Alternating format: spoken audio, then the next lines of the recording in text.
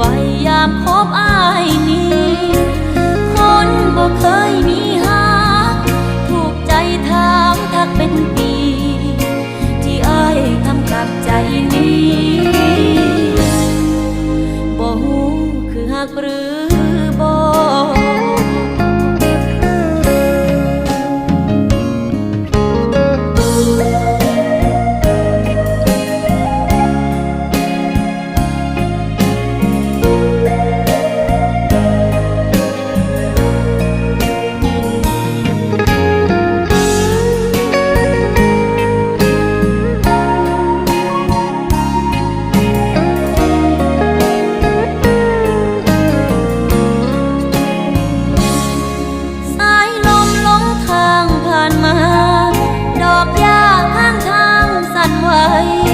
ก็คงไม่ต่างกับใจ